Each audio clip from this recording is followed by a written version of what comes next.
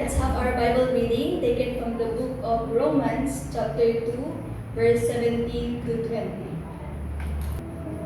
Now you, if you call yourself a Jew, if you rely on the law, and brag about your relationship to God, if you know His will and approve of what is superior because you are instructed by the law, if you are convinced that you are a guide for the blind, a light for those who are in the dark, an instructor of the foolish, a teacher of infants, because you have in the law the embodiment of knowledge and truth. Amen. Good morning. I think it's like a little bit hard to understand Romans, but I think we have more on. Have a faithful life, or how they call growing for ourselves, little bit developed. So just listen carefully and understand well. So I think it's already go over past 3 weeks. I think 3 times we have journeyed through the opening chapters of book of Epistle of the Romans. The Romans 1, 4. Paul revealed the sinfulness of Gentile world. Romans 1 is sinfulness of Gentiles world, isn't it? Though in the first half of Romans chapter 2 was he reminded us that God's judgment is righteous and impartial, and still he has a lot of grace and based on the truth. Now the second half of Romans chapter 2, Paul addressed different groups, especially the religious Jews. Maybe if you think about Jewish, it's like kind of Israelite. They are the one chosen one. They are the one the best, according to the Bible. This passage is especially important because it teaches us that religious identity is not the same as a relationship with God. As we are church member, but it's the relationship with God is different. So let's see here. Many people believe they are acceptable to God because they attend church. We attend church. They know the Bible, and they have Christian parents, or they serve in ministry. They gave offering. But Paul asked a difficult question, kind of different or difficult questions. Have your heart truly been transformed? Even we are offered.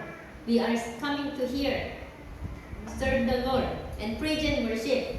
But are you transformed with your life?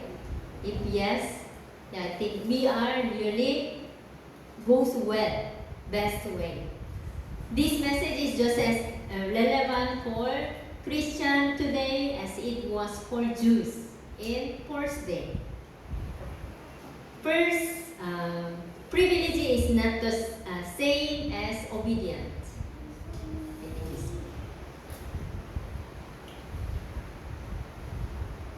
Not the obedient. Many Romans chapter 2 verse 17 to 20, our liturgy was late. Paul begins by describing the advantage the Jewish people possess. They had God's law and God's covenant and God's promise. The privilege is being God's chosen people. They are the one chosen one in the Bible. So they believe they were guide for the blind, or right for those in darkness, and instructors of the ignorance, teachers of the children. These are wonderful privileges. But privileges also bring responsibility. First, knowing God's word is blessing. Who knows? Who have Bible? Who knows? Understand? It's very blessing. reading God's word is obedient. I think this is the one purpose, obedient. Jesus said, to whom much is given, much will be required. Today, many Christians enjoy great spiritual privilege. We have, I think now there are a lot we can experience. Complete Bibles. It's nice with the air-conditioned church, isn't it? It's nice also. It's our privilege. Worship service. We can worship. In China, they cannot worship like us, like this. They have to hiding. And Christian books. We have a lot of books if you go like in bookstore. And Bible apps. Easy to now. We don't need to bring Bible. There is a Bible in cell phone. Online sermon. There are a lot huge sermon. If you want, you can listen. And yet, knowledge alone does not transform life. God is looking for obedience. God is really looking for obedience. There is an illustration. Imagine owning the best medical textbook. There is a best medical textbook in the world. But never taking the medicine when we are sick. Knowledge without obedience cannot heal. If you don't eat, you don't take medicine, you will be not healed. Even there's a nice one is there. Nice book is there. Likewise, hearing God's word without applying, it cannot transform our life. You have to listen. You are listen now. Then you have to apply yourself. How you will go your life.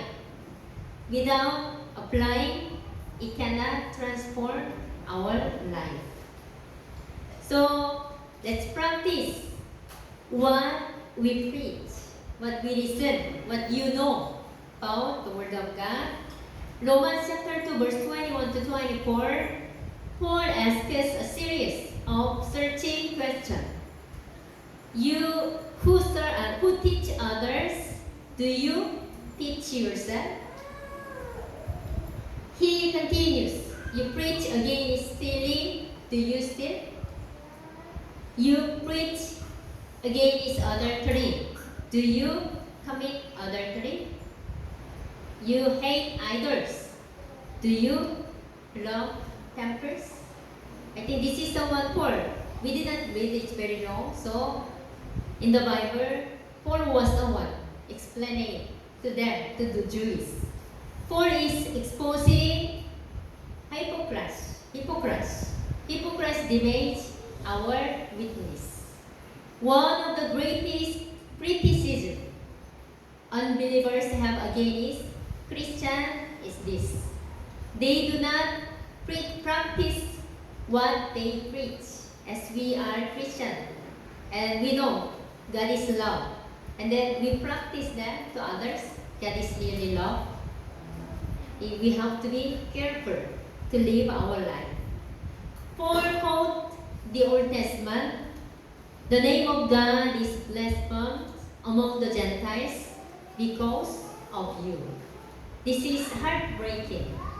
Instead of leading people towards God, their consistent life pushes people away from Him.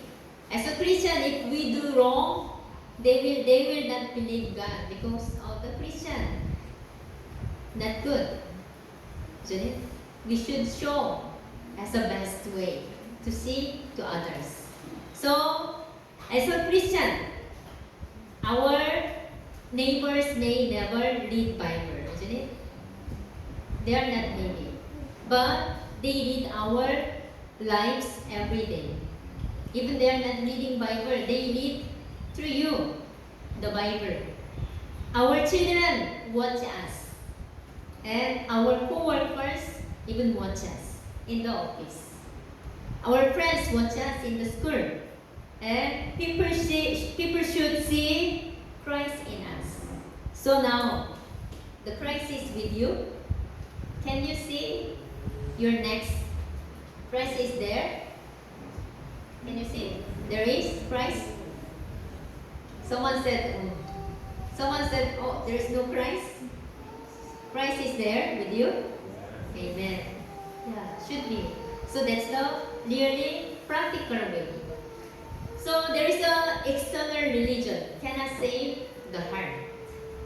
It's following the verse Romans chapter 2 verse 25 to 27.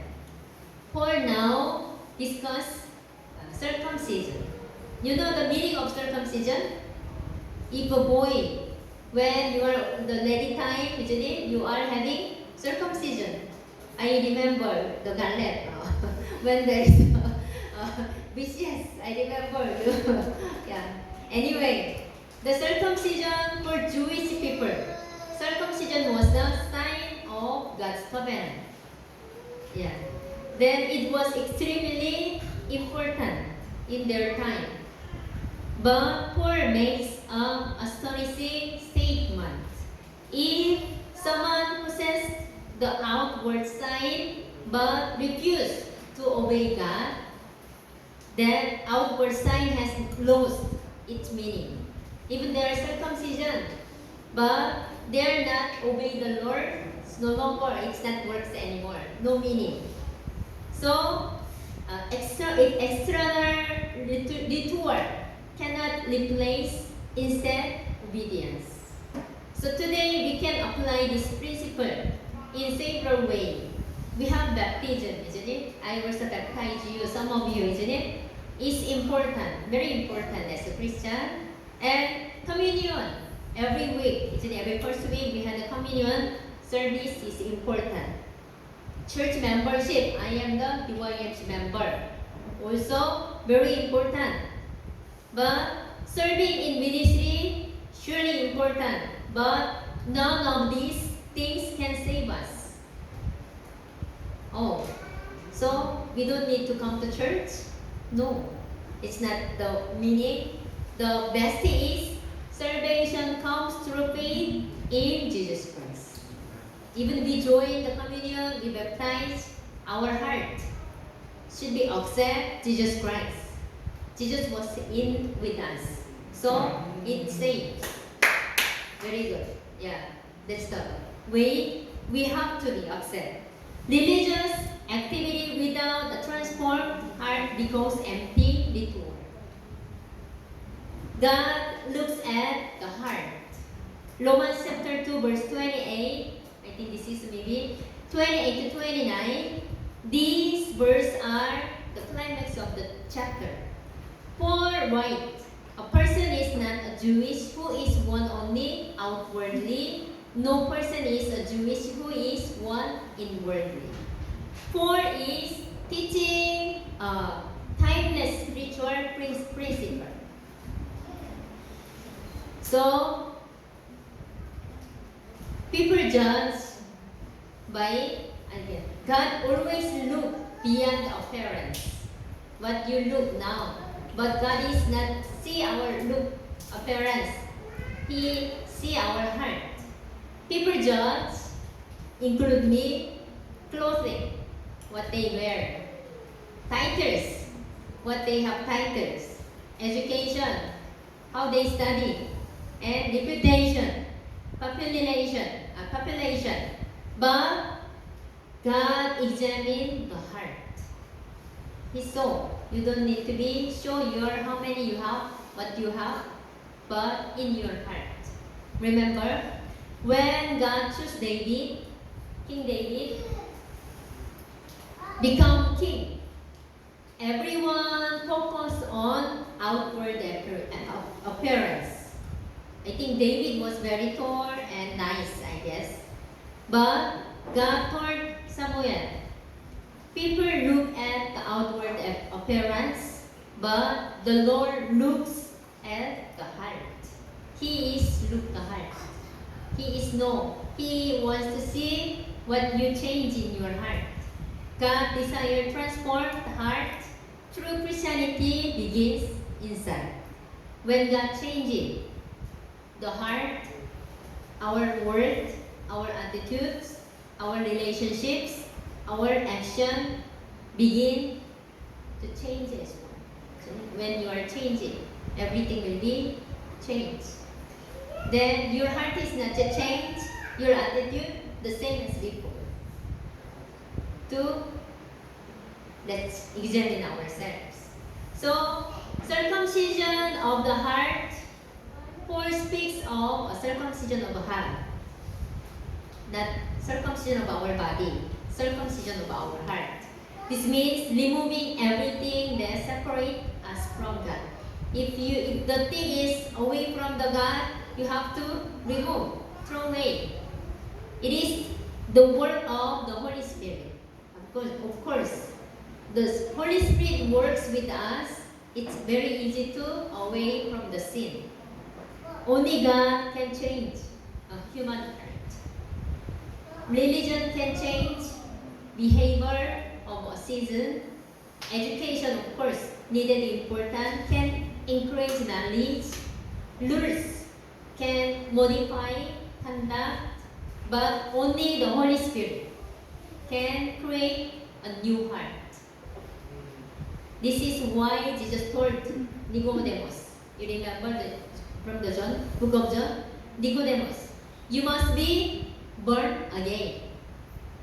Then Nicodemus was questioning, how can I born again? I will go to the mother's womb again. He was questioning like this. But I think born again. Christianity is not merely becoming a better person. Also, better person, I think it's included. But it is becoming a new creation. It's the God's children, isn't it? And so, new life we begin. So, we have to be changed with our life. So, I think there is maybe we show our performance today. I also come to church nicely to show to the Lord. This is my another way to show to God. But before performance, we experience one beautiful truth shine throughout Romans. God does not love us because we perform well. God transforms us because He loves us. Because God loves us, so we will be transformed or we will be saved. We obey because we have already received grace. Isn't it? Good works are the fruit of salvation, not a root of salvation. The Christian life is never about earning God's love. It is about responding to God's amazing grace. So, I think our salvation is from God, not from me, not from the pastor, isn't it? It's really from the Lord. His grace, His love makes us be salvation. So, let's application. Let's apply to with our life. So, the first is examine your heart. Check your heart. See your heart. Can you see your heart? There is Jesus Christ. There is God. Examine your heart. Do I morally know about God? Or do I truly know Him? Is my faith genuine? Or it is only external? It's only showing. Inside, Jesus is there. Maybe. Isn't it? And like what you believe. Live what you believe. Our testimony is stronger than our word, isn't it? The word, we can easy to say. But you imagine, you say, I love you, my child. Then, love how? You feed them, care them, and guide them, isn't it? I love you, then you never mind? No, isn't it? So, like a testimony is stronger than our words. The word needs Christian whose lives match their message. When I am Christian, I should be show Christ in our life, in our attitude, with our word.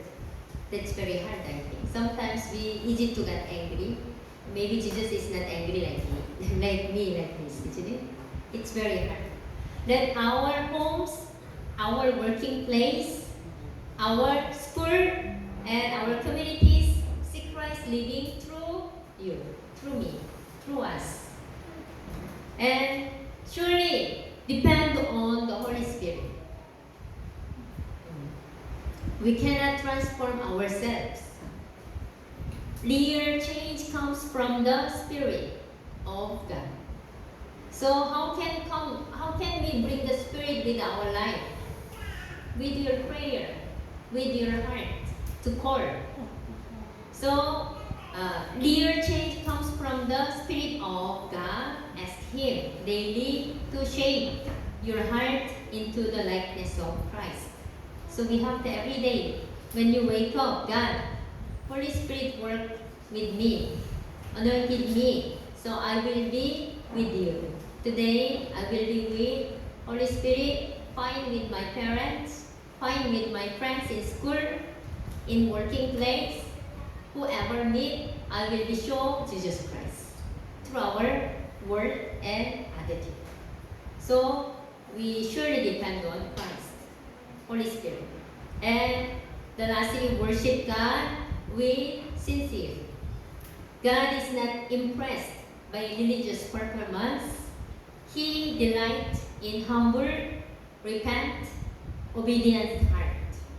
So I think this is we know with our mind, isn't it? But when we worship, truly make ourselves very humble, repent, obedient. Amen. Let's see. Let's conclude ourselves. Romans chapter 2 ends with a powerful challenge. God is not merely seeking religious people. Of course, I am easy to say Methodist, but that's the religious. I am as a Methodist, how you live, how you show. God is not merely seeking religious people. He is seeking transformed people. He is not impressed by our outward appearance alone. He desires heart surrender to Him. Church attendance is important, very important. So I also give a word, isn't it? Prize.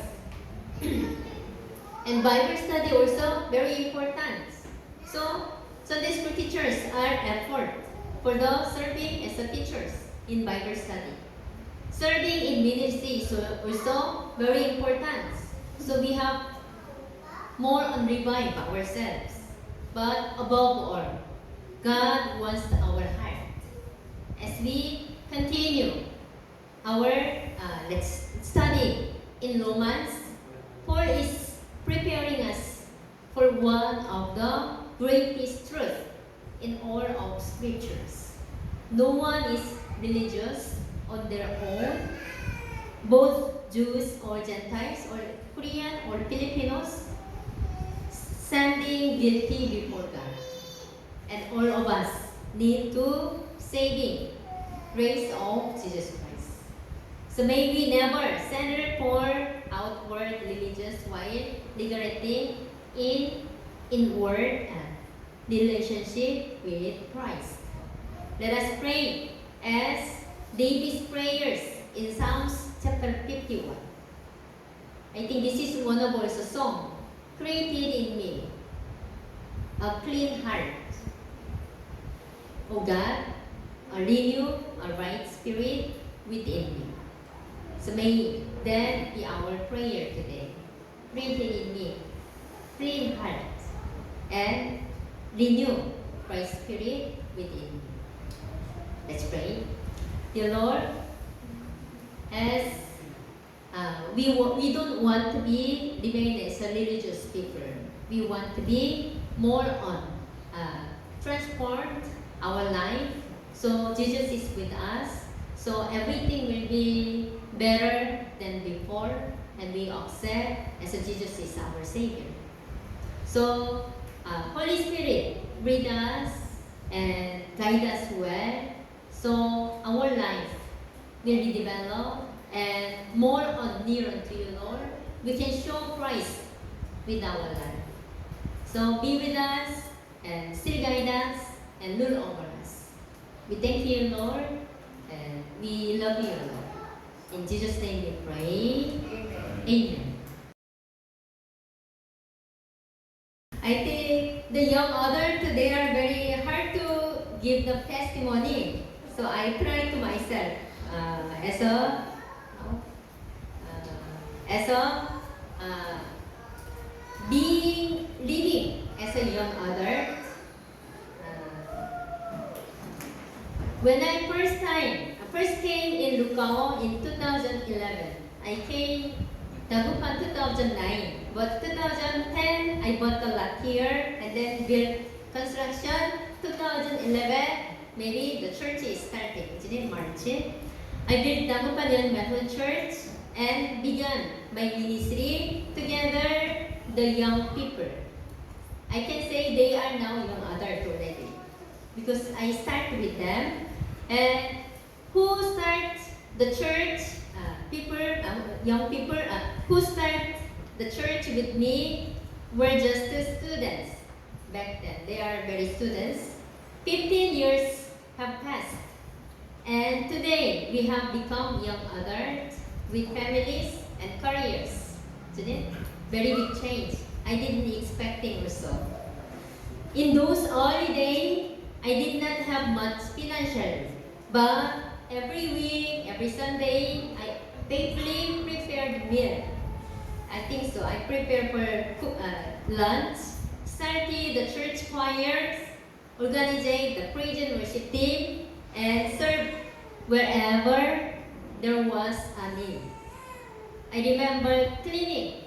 I always cleaning in the church myself with broom in my hands, waiting for the members arrive, choirs practice or Sunday worship service. But as a year passed, something beautiful happened. The broom quietly disappeared from my hands.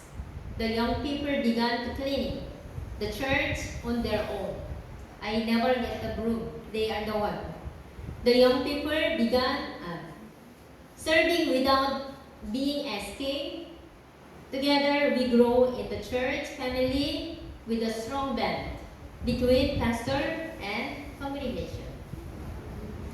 When DYMC celebrates its 5th anniversary, 2000, go back to 16, when we prepare for our very first Korean vision trip. In the end, 6 young people were selected, maybe some of you. Even getting passport was challenging. We had a travel to Baguio and prepare to document, a lot of documents for students from poor families. Traveling to Korea seems almost impossible. I was with them, then it's really hard. Then came to embassy, interview Manila also, their visas. Our first Korean vision trip became a testimony of God's amazing. It's really amazing. They went to Korea. Their age was 20, 21, 19, something. Younger time. 9 years later, God opened the door once again, and we successfully complete our second Korean vision trip. We had a hope in visit Korea again for our 10th church anniversary. I planned 5th anniversary we went, so 10th anniversary we will go again. But unfortunately, there was COVID-19. So the border was closed, airplane was not working. Our plan had to be weighed, yet we did not stop dreaming. I think some of them, even during the pandemic time, they come to church at each young adult. Then we plan for wherever it's possible. We believe that one day God will open the door again. So we began to saving money, organizing, also fundraising, and finally buying own airline tickets without supporting, and praying faithfully. At the right time, God answered our second Korean vision trip, become a reality. This journey has taught us one important lesson. Taught me, God works through those who dream and prepare and trust in Him. The question today is not whether God is able. The question is, who will worship God? Dream with Him and prepare for what He wants to do next. My prayer is that we will be next generation to dream as a bigger, prepare faithfully, and experience God's wonderful work in your own life. I don't know who will be next again. Now, to Him, this is the Ephesians chapter 3 verse 20. Now to Him who is able to immeasurably more than all we ask or imagine, according to His power that is at work with us. So, I think this is my testimony with young others. The dream come true. So, let's keep on going. Amen.